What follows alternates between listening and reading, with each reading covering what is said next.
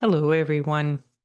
I have been watching a lot of news on various channels in YouTube, just catching up with things after my move. And I feel that it's important to post a video about how important it is that we uplift the consciousness of all Americans. That this is not about, um, you know, bringing as much might as we can to, bringing down Trump. This is an important time for us to really to come into a place of greater wisdom within ourselves and ability to influence others, to uplift the consciousness of all Americans. So I'm appreciating this wonderful legal action that the governor of California is now taking. Really appreciating his courage and, his sort of, knight quality that he's bringing forward in that. And I was struck by how he said that, he has a large base of farmers who voted for Trump, and they are being deeply impacted by what Trump is doing to the economy, not only of the country and especially California, which I appreciate that the governor talked about why California is especially impacted by Trump's policies. But Trump, what he's doing is also impacting the world. So I was struck when the governor was saying that he actually wasn't sure that Trump supporters would not still vote for Trump even on this day. So it's not like the Trump supporter farmers who are being so deeply impacted are saying, whoa, what happened? This guy is crazy. He's making things so much worse where he promised to make things so much better. That's not the case. And I watched a number of other news stations that were interviewing farmers. And, there were many of these farmers, they were saying, we need to have patience. We need to give Trump some time and some space to unfold what it is that he is bringing. And I can see, this wisdom that I actually respect in farmers of, for growing crops. You cannot be impatient and just, expect immediate results when you plant crops. So I feel like they're bringing in that wisdom, the farmer wisdom, but it is not grounded in reality.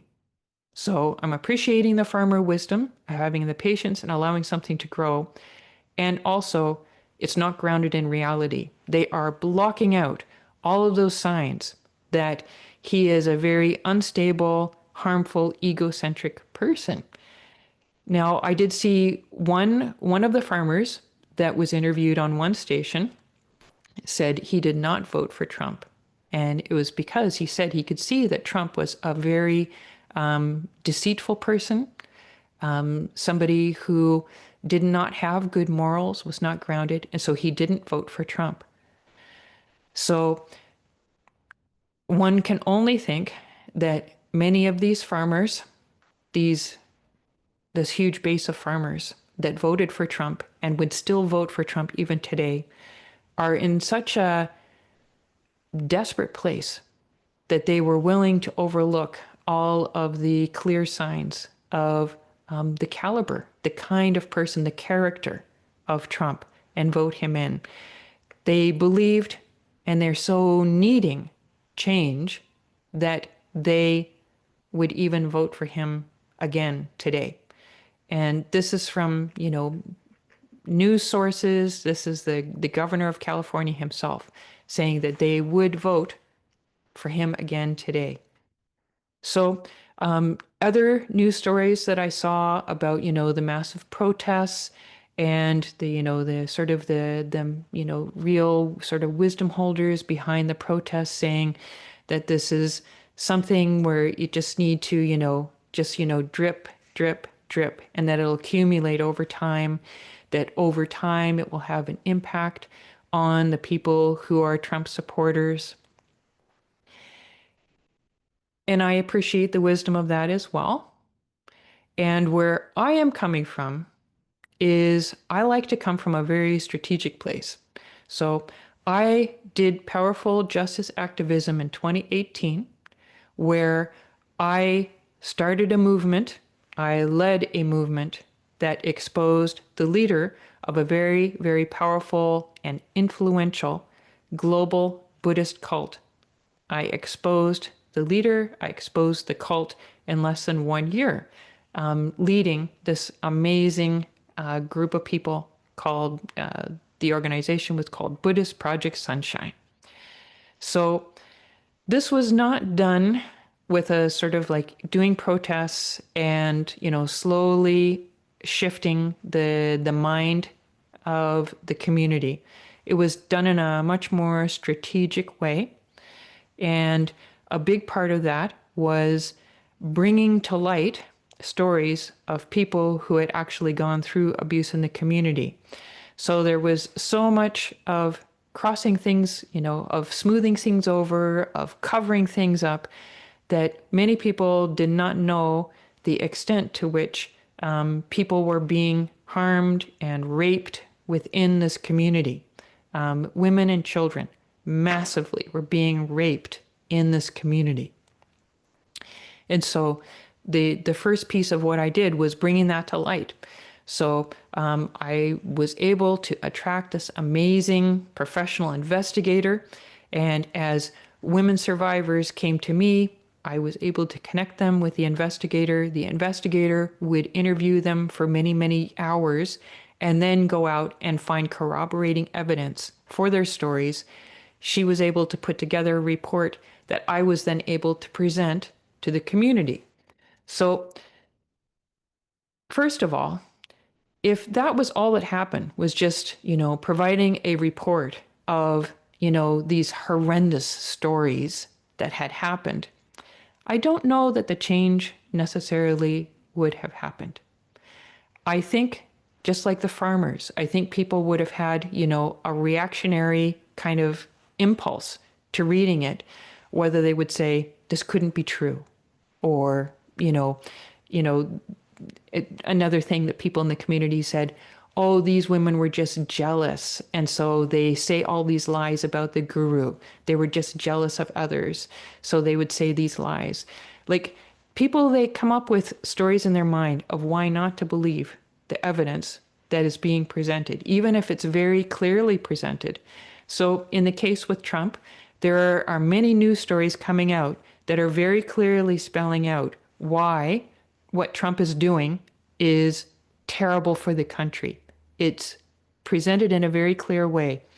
Is it changing the mind of these farmers? For the most part, no. And so the additional factor that I did with Buddhist Project Sunshine is that when I published a report, I also, in this case, this was a Buddhist community, so contemplative community, and I was able to draw on the strength of it being a contemplative community. And so I asked for them to do a contemplative practice with the report. Don't just read the report.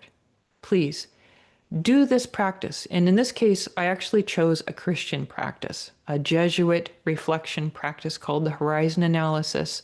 And I gave them, step by step how to do a horizon analysis.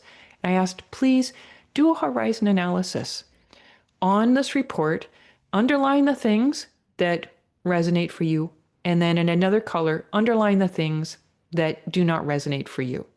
And then there was a third step for how to reconcile the things that you had underlined into two different colors to be able to, in a real way, let wisdom guide you in understanding. So it took them out of the place of reactionary fight or flight mode, and it put them in a place where they could actually, without feeling completely offended by the report, they could actually reflect on their reactions to the report. It took them out of that reactionary place to a place where they could be reflective in reading the report.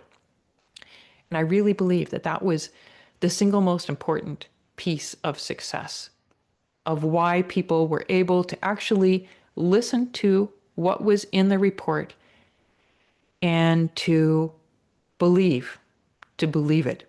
And it changed their mind. It shifted their mind. It shifted their heart out of this complete guru worship denial place that was allowing the abuse to go on.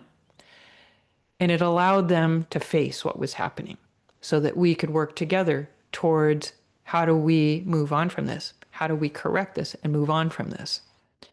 And so, what I am proposing is that it might be like it's one thing to do the protests and drip, drip, drip over time that may have a cumulative impact on the people who support Trump.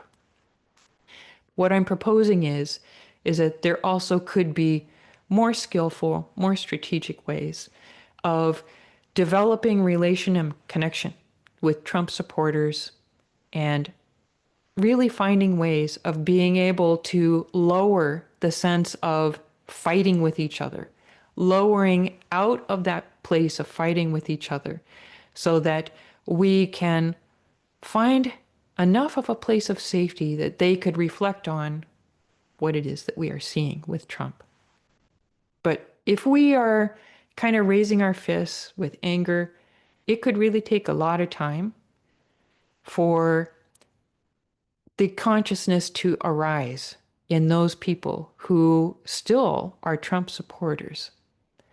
So I wanted to put this forward because I do believe that we can tap into deeper strategic ways of reaching the minds and the hearts of Trump supporters so that we can collectively raise our consciousness as a nation.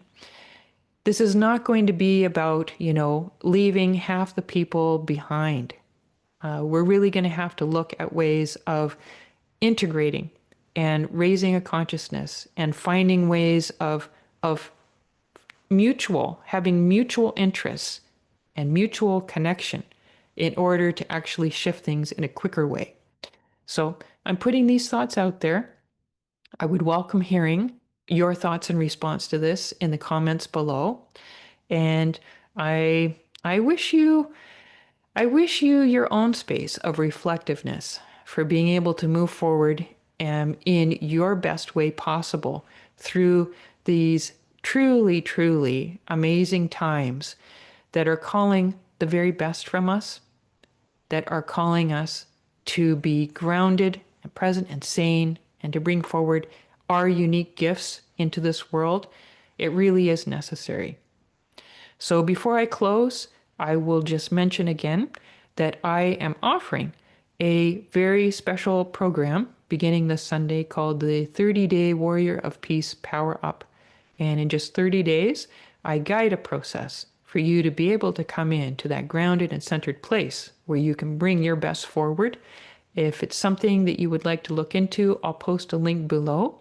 And I would love to be able to work with you in a much more immediate and present way with the weekly Q&A calls in that program.